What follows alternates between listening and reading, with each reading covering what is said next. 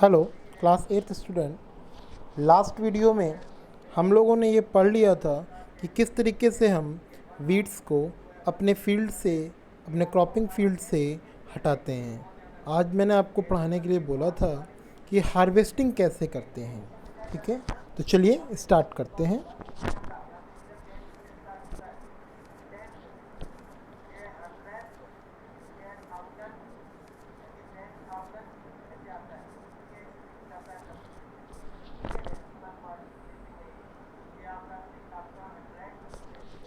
Harvesting, cutting of crop when it is ready is called harvesting. जब हमारी फसल पक के तैयार हो जाती है, मीन्स लास्ट स्टेज में आ जाती है, फिर उसे हम लोग कट करते हैं। ठीक है, और कट करने की जो प्रोसेस है इसी को हम लोग हार्वेस्टिंग कहते हैं। ठीक है, cutting of crop when it is ready is called harvesting. It is done manually by a sickle or a machine called harvester। ठीक है, इसको हम लोग मैनुअली भी करते हैं। मैनुअली का मतलब जितने भी लोग गाँवों में जुड़े हुए हैं वो सभी लोग जानते होंगे कि हम लोग लेबर करते हैं, जो खेत काटते हैं, उसके बदले में हमसे या तो कुछ पैसे लेते हैं या अनाज लेते हैं। ठीक है, दूसरा एक मशीन के थ्रू भी, हार्वेस्टर मशीन बोलते हैं, आपने उन बड़ी बड़ी मशीन देखी होंगी। ठीक है, कंपास कुछ लोग कहते हैं।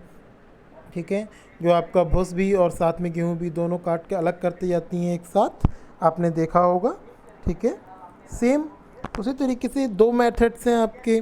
ठीक है, जैसे एक तो हो गया मैनुअल जो हाथ से काटा जाता है, दूसरा हो गया हार्वेस्टर के थ्रू। ठीक है,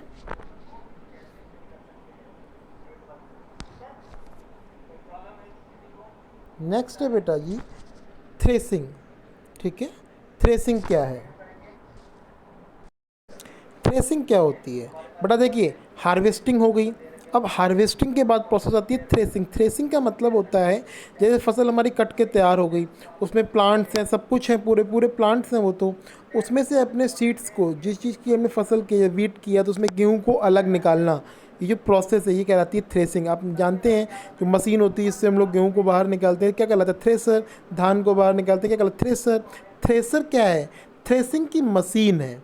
ठीक है, threshing is the process in which we separate grains from the cut crop। Threshing एक ऐसी प्रोसेस का नाम है जिसके द्वारा हम लोग ग्रेन्स को उस कटी हुई क्रॉप से अलग करते हैं।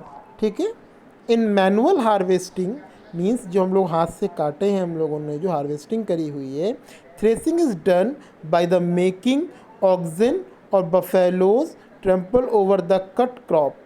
ठीक है, मीन्स एनिमल्स के थ्रू। पुराने ज़माने में बेटा ये होता था, लेकिन आज भी कुछ गरीब लोग हैं जिनके पास बहुत थोड़ी सी ज़मीन है, वो भी आजकल ट्रैक्टर का ही यूज़ कर रहे हैं, लेकिन कहीं कहीं पर मैनुअली यूज़ हो जाता है कि हम हाथ से लेकर उसको पीट के निकाल देते हैं।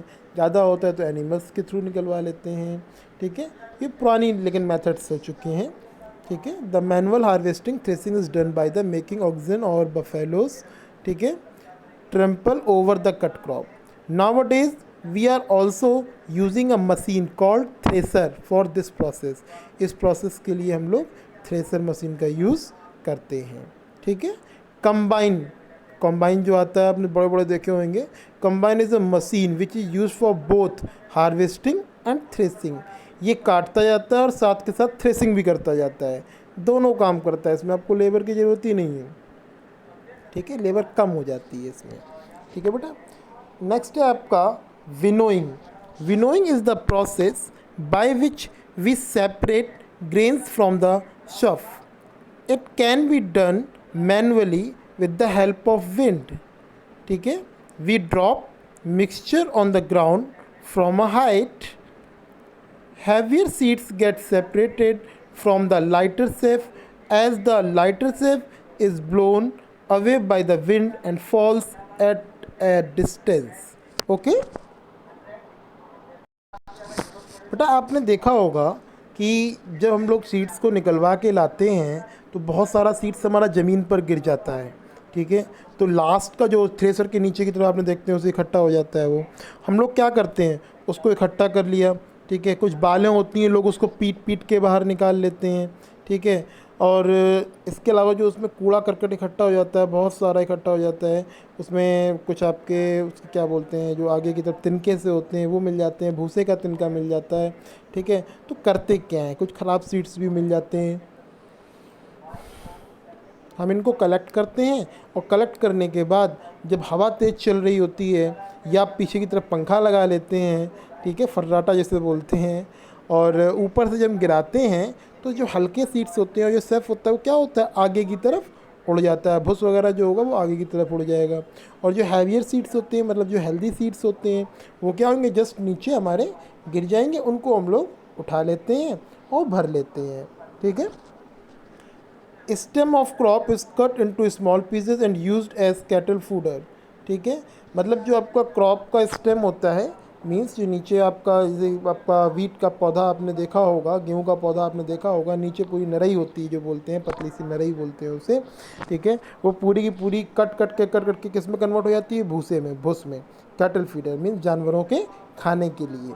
ठीक है, an interesting fact, after harvesting, stubs are left in the field, which are burnt by farmers.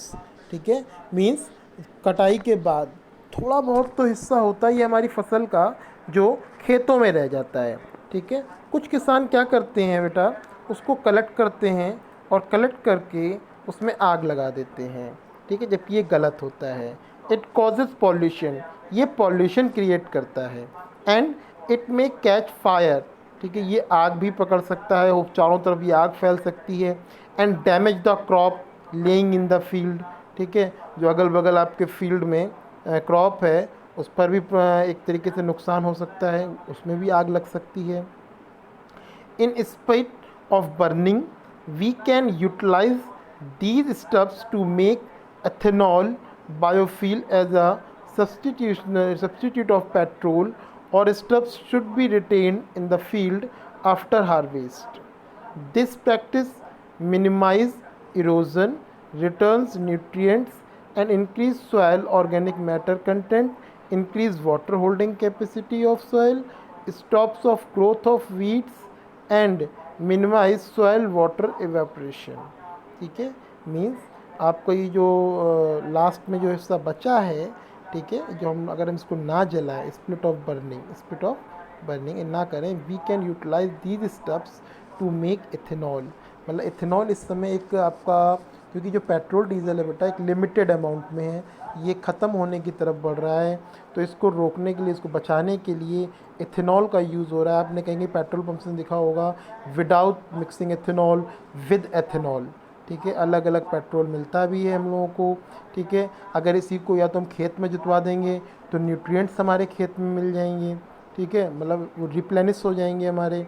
ठीक है, सॉइल की फर्टिलिटी बढ़ेगी, और जब उसमें ये सब चीज़ सॉइल की फर्टिलिटी बढ़ेगी तो उसमें वाटर होल्डिंग कैपेसिटी बढ़ेगी उसमें, तो ये सारी चीज़ें उसकी इंक्रीज़ होंगी, उसमें वीड्स प्रोड्यूस नहीं होंगे, वीड्स कम से कम प्रोड्यूस होंगे। ठीक है बेटा, तो हार्वेस्टिंग और थ्रेसिंग तो हमारा ये था। ये बहुत सारी चीज़ें होती हैं बेटा इसमें। इसके बाद हमारा आता है स्टोरेज। देखिए, हमने थ्रेसिंग के थ्रू हमने ग्रेन्स को बाहर निकाल लिया। अब जब हमने ग्रेन्स को बाहर निकाल लिया तो इसको स्टोर करके भी कहीं पे रखना होगा, और जो स्टोर करके हम रखते हैं वो है स्टोरेज, ताकि ये ख़राब ना हो बेटा। तो आज के वीडियो में हम इतना ही रखते हैं, नेक्स्ट वीडियो में हम स्टोरेज से स्टार्ट करेंगे। Okay, thank you.